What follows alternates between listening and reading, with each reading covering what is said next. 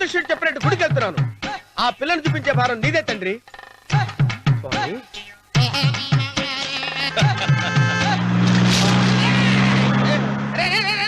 దరిద్రుడా, కడుపు అన్నం తిన్నావా, గడ్డి తిన్నావరా?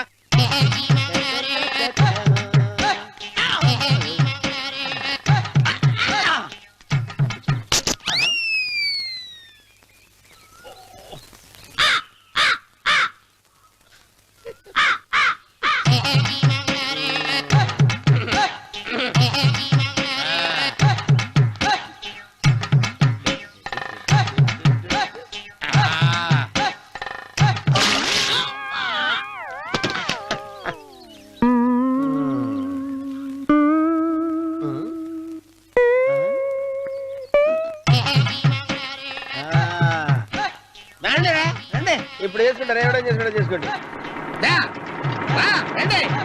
రండి, ఎంతమంది వచ్చినా బయలేదు ఈసారి.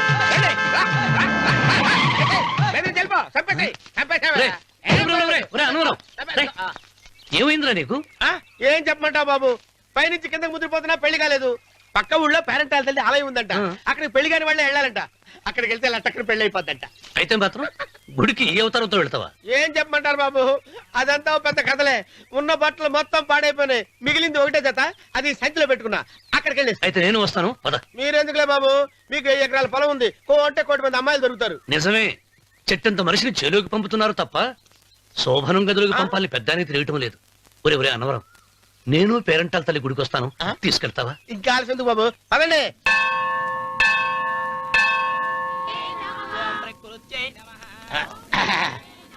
ఒరే ఒరే ఒరే అన్నవరం, గుడిలోకి వెళ్లే ముందు కొలంలో కాళ్ళు కొడుకుని వెళ్ళడం ఆచారం రా. బాలేవాళ్ళ బాబు గారు, మనం ఇక్కడికి వచ్చినందుకు కాళ్ళు చేతులు కడుక్కోవడానికే. మీరు కాళ్ళతో కడుక్కోనండి, నేను వెళ్ళిపోతాను బాబు.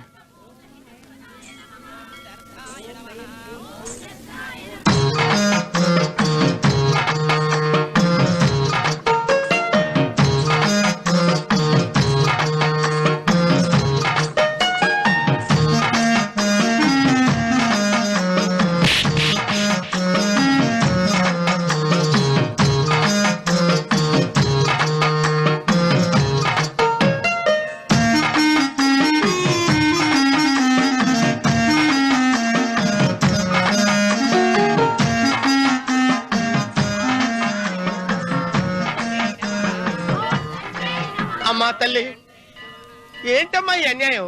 నాకు ఇంతవరకు పెళ్లి కాకపోవడం ఏంటమ్మా? నేనేమన్నా బేదోండా, బిక్కోండా, అడుగుతుంటున్నానా? నాకు రాయలసీమ రామన్న చౌదరి గారి పొలం పక్కన 100 ఎకరాల పొలం ఉంది కదమ్మా. నాకు సరైన జోడించుడు తల్లి. అమ్మా తల్లి, పోతురాజుపాలెంలో నాకు పెద్ద మేడ ఉంది, డిబ్బి సవర్ల బంగారం ఉంది.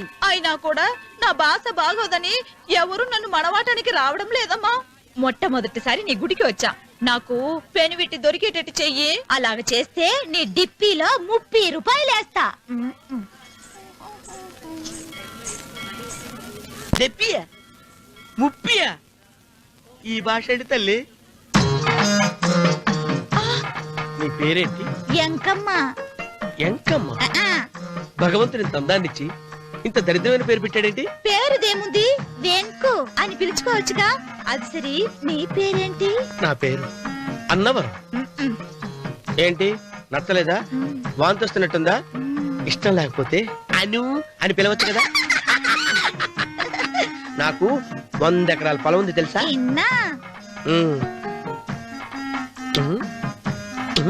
ఏంటి? నన్ను పెళ్లి చేసుకుంటావా?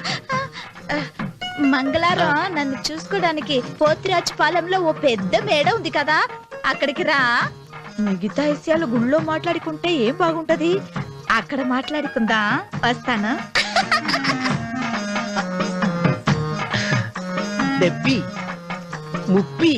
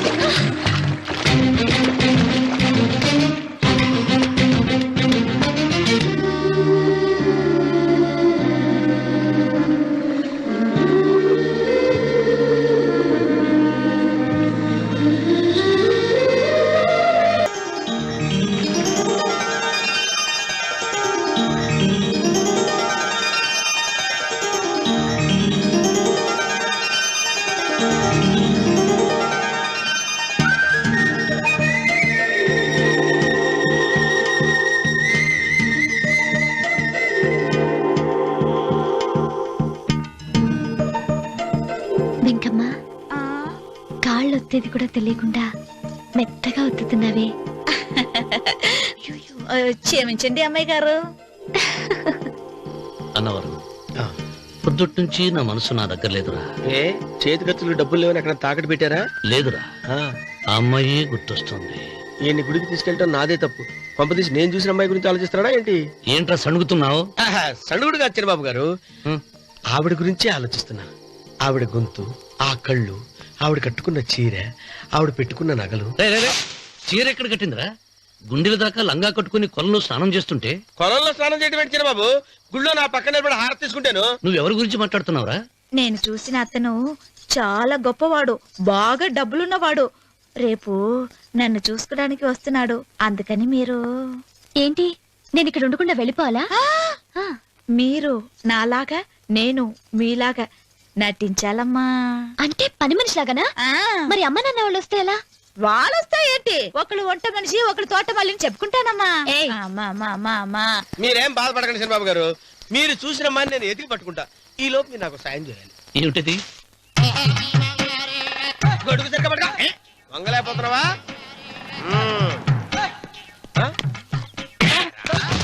పనిచేసే పద్ధతి ఎవరా నువ్వు? ఎవడరా నువ్వు? నిలబడ్డావు. నేను ఎవడో చెప్పు. ఓహో, చిన్నమ్మ గారిని చూడడానికి వచ్చారు. మీ కబుయ్య అయ్యగారు. దండాలు బాబు, వెళ్ళండి. నువ్వురా. పెద్దయ్య గారు అమ్మగారు లేకుండా ఈ చూసుకోవడాలేంటో. కొంచెం ఎక్కువ చేస్తున్నట్టున్నావు. ఎవరిని ఎక్కడ ఉంచాలో అక్కడే ఉంచాలి. వీడు కొంచెం చదివిచ్చాను, నెత్తిరెక్కుతున్నాడు. వీడి సంగతి తరువాత.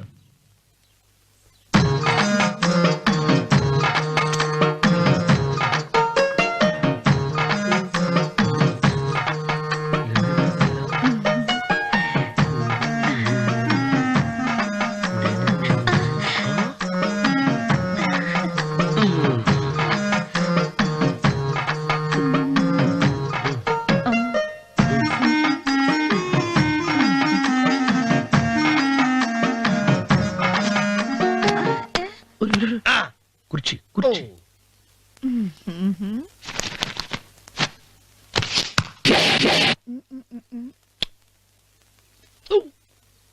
అరుకు వస్తున్నాను అమ్మాయి గారు.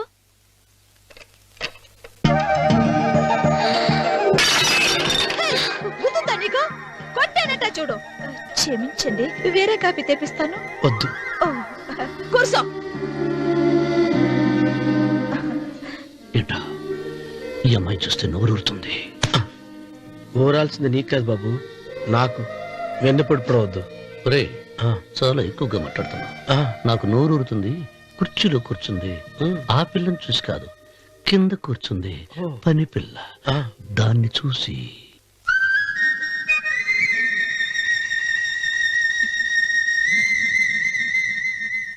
ఏంటిది, నా మనసు పాలేరు మీదకి పోతుంది. ఏంటో. అయ్యగారిని ఏమైనా ప్రశ్నలు అడగండి అమ్మగారు. నేనా? పొద్దున్నే టిఫిన్ ఏం తీసుకుంటారు అని అమ్మగారు అడగమంటున్నారు. టిఫినియా? టిఫిన్ ఎవడు పెడతాడు మొక్క? పొద్దునే సర్దుకుడు లాగించేస్తాం. ఏంటి అలా అరిచారు? చచ్చిపోయిన మా అమ్మా నాన్న గుర్తొచ్చినప్పుడు అని అలుస్తా. అలాగా? మరి సర్ది కూడా అంటున్నారేంటి? ఆరోగ్యానికి చాలా మంచిదని ఈ మధ్య సర్ది కూడా అలవాటు చేస్తున్నారు కదా యజమాని. వెంకు, నీకు పొలం ఎంత ఉంది? పొలమా? ముప్పయ్య. అమ్మాయి గారు ఏం చదువుకున్నారు? 3వ క్లాసు, 3rd స్టాండర్డ్. కలాస. అమ్మాయి గారు ఏంటి అలా మాట్లాడుతున్నారు? అది అచ్చ తెలుగు అంతరించిపోతుందని అలా మాట్లాడుతున్నాం. ఇంతకీ మా అమ్మగారు నచ్చిందా? నచ్చింది. ఒరే, నాకు ఈ పని పిల్ల నచ్చింది. నాకు 30 నచ్చింది. అయితే నువ్వు దాన్ని చూసుకో, నేను దీన్ని చూసుకుంటాను.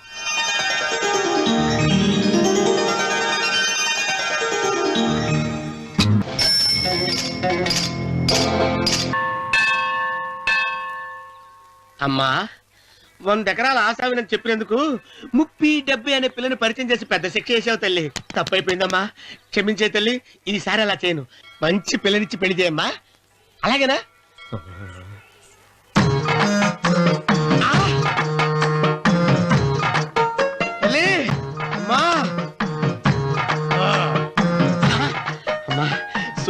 తల్లి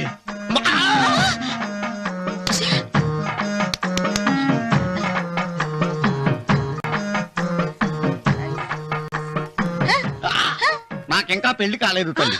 100 ఎకరాల మాగానే ఉంది, 50 ఎకరాల కొబ్బరి తోట ఉంది, కానీ పెళ్ళం లేదు. పెళ్లిళ్ళ సీజన్ అయిపోతోంది. మంచి పిల్లని చూపెట్టి పుణ్యం కట్టుకో తల్లి.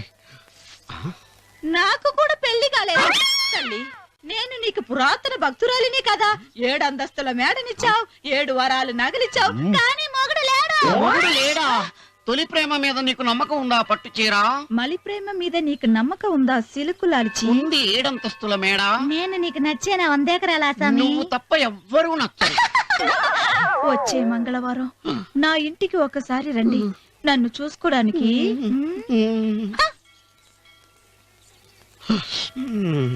తొలి ప్రేమలు అంత తడిచిపోయావా? తడిసి ముద్దయిపోయాను. ఎంత? 30. ఇదెంత? 70. అంతే కదా. ఇప్పుడు నువ్వు తొలి ప్రేమలో పడ్డావే, దాని దగ్గరికి వెళ్ళి ఇది 30 ఇది 70 అని చెప్తే దాన్ని చేసుకో. అలాగే. ఏ తొలి ప్రేమ వెళ్ళు ఆకు చేసుకోరా. 30 70. రే తొలి ప్రేమ టింగ్. ఇదెంత చెప్పు? ఇదేంటి ఇది? టింగ్ టింగ్ టింగ్ మో. ఇదెంత? ఇదంతా ఎందుకండి? ఎందుకంటే ఇదెంతో నువ్వు చెప్తేనే మన పెళ్లి. అందుకు చెప్పు. అది అది ముప్పి, అది డెప్పి. ఒరే గుంటనక వస్తున్నాను, ఉంటారే. అచి సాచినోడా, నాకు వచ్చిన సంబంధాన్ని చెడగొడతావా? అంటే బాగా అవసరం. నన్నే కొడతావా? అమ్మా నన్నే కొడతావా? అమ్మా చూడు, నువ్వు చేసింది తప్పో నేను చేసింది తప్పో మా చిన్నమ్మ గారిని అడుగుతాను. ఈ విషయం ఏంట్రా కింద పడింది తింటున్నావు? రేపటి నుంచి మీరు కూడా ఇదే తినాలండి. ఎందుకురా? లేకపోతే ఏంటంటే పని అమ్మాయిని ప్రేమించగానే సరిపోలేదండి, వాళ్ళు అలవాట్లు కూడా నేర్చుకోవాలి. అందుకని రేపటి నుంచి చికెన్ నేను తింటాను, జొన్న రొట్టె కొట్టుగా మీరు తినండి. రానవరం, ప్రేమకు పేదరికం అంటారు. ఆ అమ్మాయి కోసం నా ప్రాణాయనే ఇస్తాను. ఎరా పని మనిషిని ప్రేమించావా? అమ్మా అమ్మ, నీ దండం పెడతానే, పని మనిషిని కలుపుకులా తీసేయద్దు. ఆ అమ్మాయి అంటే నాకు ఇష్టం అమ్మా. అమ్మగారు ప్రతి పెళ్లికి అబ్బాయి గారు తీసుకెళ్ళి వాళ్ళ ఎత్తి అక్షంతలు వేయించడమే కానీ ఆయన నెత్తి మీద అక్షంతలు ఎప్పుడు ఇస్తారండి? అసలు ముద్రపోయిన బెడకాయలు తయారవుతున్నాడు. నేనండి. ఆ అమ్మాయి దేవురు. ఆ విషయాలన్నీ నేను తర్వాత చెప్తాను కానీ అమ్మగారు, ఆ చేతుల మీద కానీ నాకు కూడా పెళ్లి చేయండి. నీకు పెళ్ళా? అవునమ్మగారు, అబ్బాయి గారు పని అమ్మాయిని ప్రేమిస్తే నేను బాగా డబ్బులు ఉన్న అమ్మాయిని ప్రేమించారండి. అదిగో రైలు సిగ్నల్ ఇచ్చారండి. మీరు మా పెళ్లికి కూడా సిగ్నల్ ఇచ్చేస్తే ఈ రోజు మీ ఇద్దరికి ఏమైందిరా? నమస్కారం బాబు గారు. నమస్కారం అండి. రండి.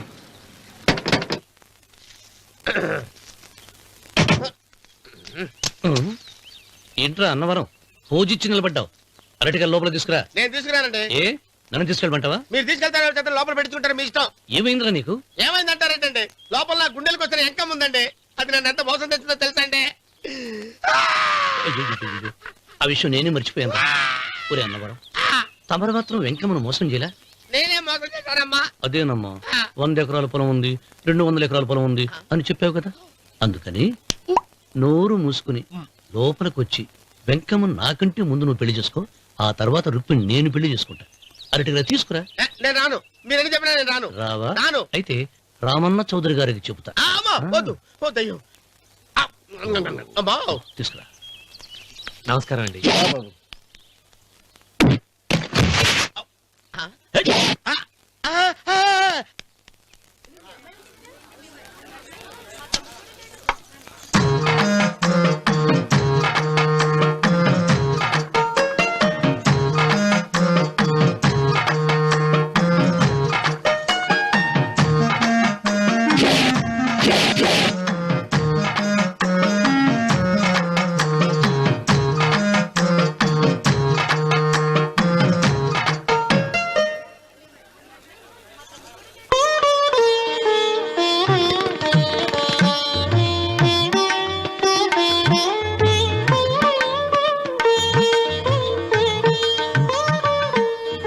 పంతులు గారు, ఇప్పటికే ఆలస్యమైంది, త్వరగా జాతకాలు చూసి లగ్న పత్రికలు రాయించండి. నేను అదే కంగారు పడుతున్నానండి. ఇప్పటికే ఆలస్యం అయిపోయింది, మంచి ముహూర్తం దాటిపోతుందేమోనని. మీరు మాత్రం ఏం చేస్తారండి? మీ ఊరు నుంచి బయలుదేరి రావాలంటే ఒకవైపు కొండ, ఇంకోవైపు చెరువు, మధ్యలో ఆలయం. ఆలయం లేకపోతే సమయానికి వచ్చి ఉండేవాడుగా. దోయం ఏడముందో తెలియని కవుకు దెబ్బ. 30 ఎకరాల భూమి నిత్యాన్నదానం కోసం అమ్మవారి దేవుడానికి రాసేసిన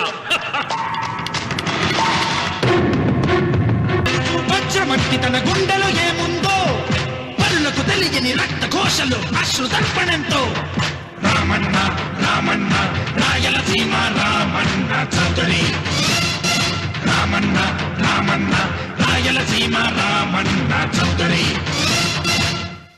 వెంకన్న ఎప్పుడూ గెలవని మనిషి. ఒక్కసారైనా గెలిస్తే బాగుండు అని జాలి చూపిస్తారు కొందరు. కాదు, ఎప్పుడూ గెలిచే మనిషి. ఈసారైనా ఓడిపోతే బాగుండు అని అసూయపడతారు అందరూ. ఈ రామన్న చౌదరికి ఎన్నడూ ఓటమి లేదు, రాదు.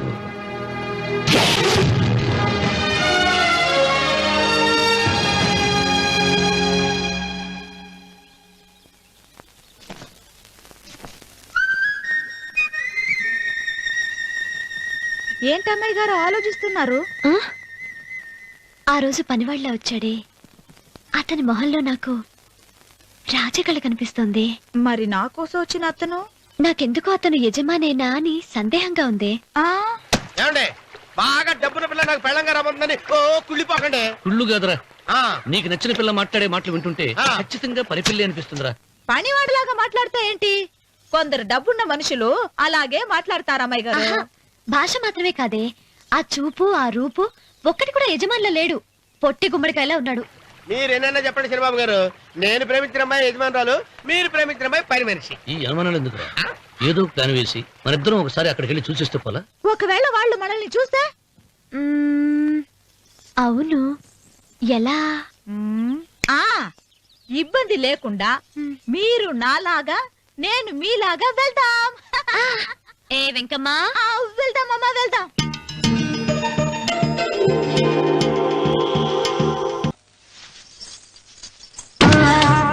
పర్వాలేదులే, భగవంతుడు చల్లగా చూసుంటే శోభనం గదిలో నీ కొంగుముడి విప్పాల్సిన వాణ్ణి. డబ్బుందని రామన్నని పెళ్లి చేసుకున్నావు కదా. భిక్షపతి, నేను వదిన్ని. కళ్ళు పోతాయా? పోనీ, నిన్ను అనుభవించాక కళ్ళేమిటి? ప్రాణం పోయినా పర్వాలేదు.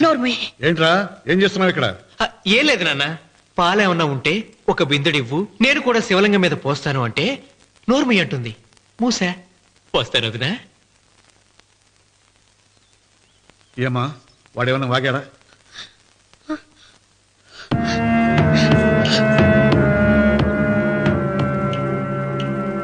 భిక్షపతి, అవును, అసహ్యంగా చండాలంగా వాగాను. చంపుతావా? చంపు. మీ తాత ముత్తాతల జంతువులు చంపితే నువ్వు నన్ను చంపు. చంపి నా తల కూడా గుమ్మానికి వేలాడగట్టు. ఇదిగో, పుట్టినప్పటి నుంచి సీత నా భార్య అనుకున్నాను, ఆరాధించాను. నేను తాగుబోతుని, తిరుగుబోతుని, లపుట్టు వేదవునని చెప్పి ఆ సీతకు రామన్న చౌదరి గారికి దగ్గరుండి పెళ్లి జరిపించావు కదా. వాళ్ళ కాపురం కూల్చే వరకు నాకు మనశ్శాంతి ఉండదు. సీతని కట్టబెడితే పీటల మీద విషయం దాకా చచ్చిపోతుందని బంగారు లాంటి రామనికిచ్చి పెళ్లి చేయించారా? వెంటనే నీ పద్ధతి మార్చుకోకపోతే నువ్వు తినే అన్నంలో విషం కలిపి తప్పేస్తాను వెధవా. వద్దు నాన్న, వద్దు. ఈ చెప్పు దెబ్బ ఎప్పుడో కొట్టుంటే బాగుపడి ఉండేవాడిని.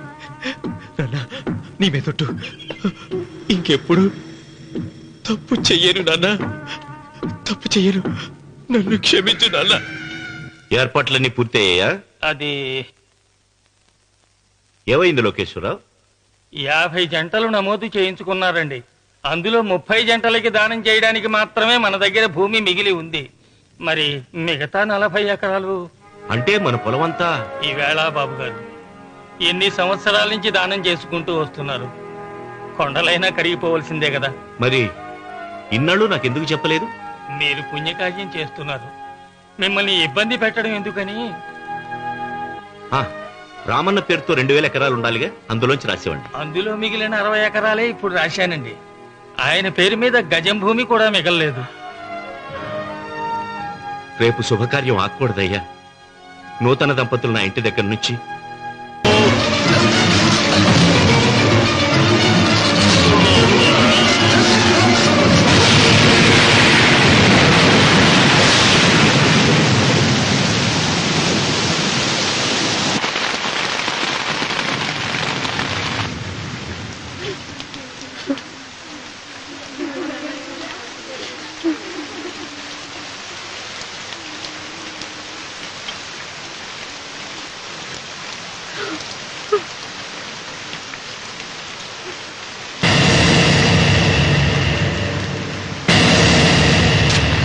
అందరికీ నమస్కారం. ఇది మా పెదనాన్న సంతకం పెట్టిన దస్తావేజు. అక్కడ మా నాన్న లేడు, ఇక్కడ మా పెదనాన్న లేడు. కానీ మా పెదనాన్న మా నాన్న దగ్గర 50 లక్షల డబ్బు 40 ఎకరాల పొలం తీసుకున్నాడు. ఏ లోకేశ్వరరావు చెప్పు. అవునండి, నేను సాక్షి సంతకం చేశాను. ఈ అప్పు ఎలా తీరుతుందో ఆ ధర్మాత్ముడి శవం అక్కడి నుంచి తీసేలోపు చెప్తే బాగుంటుంది. బిక్షపతి మతుందా నీకు? ఇదేనా అడిగే సమయం? ఆయన తగలబడిపోతే ఆయనతో పాటు ఈ నిజం తగలబడిపోతుంది. మా అన్నయ్య ఆ ధర్మాత్ముడు రక్తం పంచుకు పుట్టాడు. ఏమయ్యా లోకేశ్వరరావు, మా అన్నయ్యకి మిగిలిన ఆస్తి ఏమిటి? ఈ ఇల్లు తప్ప ఏమీ మిగలలేదండి. సరే, 40 ఎకరాల కింద ఈ ఇల్లు పెట్టుకుంటాను. మిగతా 50 లక్షలు ఎలా ఇస్తావన్నయ్యా? ఏంటో నువ్వు మాట్లాడేది? మా రావుని ఒట్టి చేతులతో నటువంటి మీద నిలబెడతావా? సరే, డబ్బు వద్దు, పొలం వద్దు, ఒక్కటిస్తే చాలు. ఏంటది? అది సీత దగ్గరుంది. అది ఇస్తే 50 లక్షల బాకీ రద్దు చేసుకుంటా. సీతారత్నం పుట్టింటి వాళ్ళు పెట్టిన 7 వారాల నగలున్నాయి. అవన్నీ నాకు ఇచ్చేస్తే నేను సరిపెట్టుకుంటాను.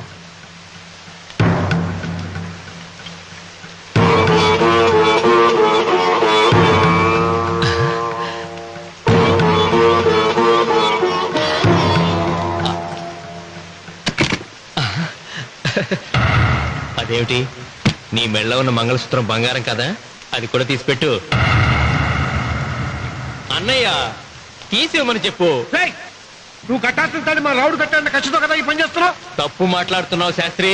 నాకు ఆ తాళి అక్కర్లేదు, ఆ 50 లక్షలు కట్టమను. మీకందరికీ చేతులెత్తి మొక్కుతున్నారు. ఒక ఐదు ఇళ్ళ 5వ తనాన్ని కాపాడండి. మీకోసం తన సరస్వాన్ని మీకు దానం చేసి కొడుకును ఒట్టి చేతులతో నిలబెట్టారు మా శివరామకృష్ణ గారు. మీరందరూ ఇంటి మూలంగా లాభం పొందిన వారే. ఆ ఇల్లాను మంగళసూత్రం తీయకుండా కాపాడండి. దయచేసి మీరు కొంచెం సహాయం చేయండి. భక్తులు, నీకేమైనా సిగ్గుండదా? కడుపుకు అన్నం తింటాడావా, గడ్డి తింటాడావా? దానం ఇచ్చినటివి తిరిగి పీక్కుంటావా? ఊరికే ఇచ్చాడా? పుణ్యం కోసం ఇచ్చాడు. చచ్చాక తిరిగి ఇవ్వమంటే ఎలాగండి? ఎవడు దానం చేయమన్నాడండి? ఒళ్ళు కొవ్వికి దానం చేశాడు. అన్నం పెట్టి తిన్నది కక్కమంటే ఎలాగండి? సోము తమ్ముడిది సోకేవా అన్నగారు అనుభవించారన్నమాట. ఏమిగా నిలబడి చూస్తుంటారు సిగ్గు లేకుండా? ఈయనే ఉంటే మన గుండె అని విక్కుంటారు. మనం వచ్చే పట్టుకొని అడుగు తినాలి.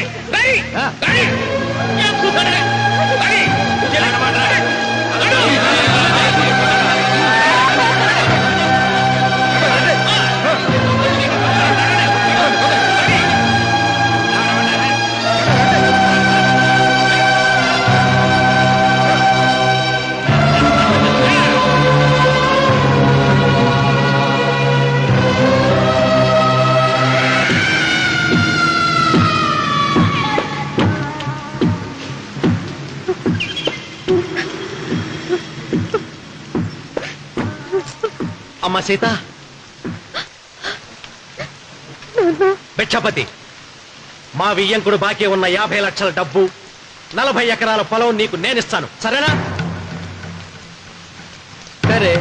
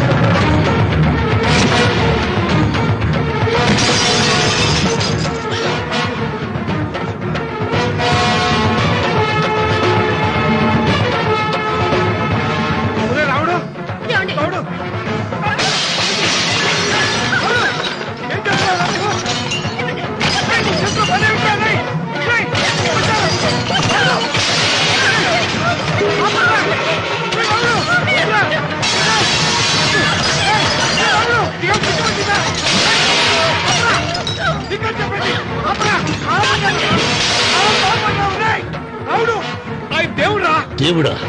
ఆయన దేవుడే అయితే 24 గంటలు శివ పూజ చేస్తూ దానధర్మాలు చేసిన మా నాన్నకు దిక్కులకి సౌరిస్తాడా? దేవుడి పట్ల అపచారం చేయటం మహాపాపం రా. దేవుడిని ఎన్నాడు మనం చేసుకునే ఆత్మద్రోహం. అసలు దేవుడే లేడు. దిష్టి బొమ్మలాగా నా ఇంటి ముందు ఆ శివలింగం ఉండటానికి వీల్లేదు. తప్పో మీరు ఆ శివలింగం జోలికి వెళ్తే నా ప్రాణాలు తీసేసి వెళ్ళండి. నా భర్త దేవుడికి అపకారం చేయడం ఈ కళ్ళతో చూసే కంటే మీ కళ్ళ ముందే చచ్చిపోతాను. నన్ను చంపేసేయండి. నీకు ఇంటి ముందు శివలింగం దేవుడా, నాకు మాత్రం నల్లరాయి. ఈ రోజు నుంచి నేను ఈ వీధి గుమ్మం నుంచి నడవను. ఆ నల్లరాయిని కన్నెత్తి చూడను. ఆ పెరటి గుమ్మమే నాకు వీధి గుమ్మం. ఇది అంగీకరిస్తుంది. నువ్వు నమ్ముతున్న దిష్టి బొమ్మ కోసం కాదు, నీ కోసం. లక్ష్మి వచ్చింది. ఇంకా సీతారాముడు. భిక్షపతి గారు తీసుకున్నది 40 ఎకరాలని, మిగతాదంతా కుట్ర అని, ఆ కుట్రలో నాకు భాగస్వామ్యం ఉందని రామన్న గారికి తెలిస్తే నన్ను చంపేస్తారండి. డబ్బు చూసేసరికి ఆశ పుట్టిందా? ఇదిగో ఈ సంగతి ఎవరికైనా చెప్పావో కోసేస్తా. భిక్షపతి, నువ్వు నాశనం అయిపోతావురా, నాశనం అయిపోతావు.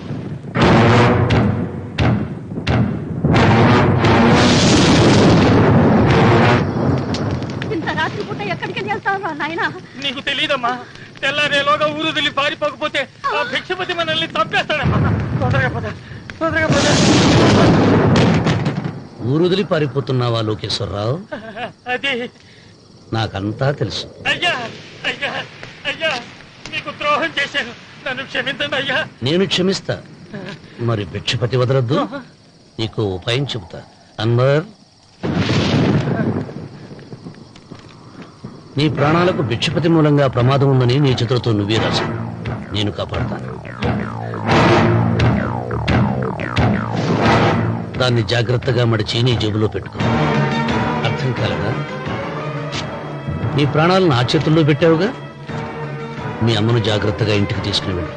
వెళ్ళు. వస్తాం బాబు.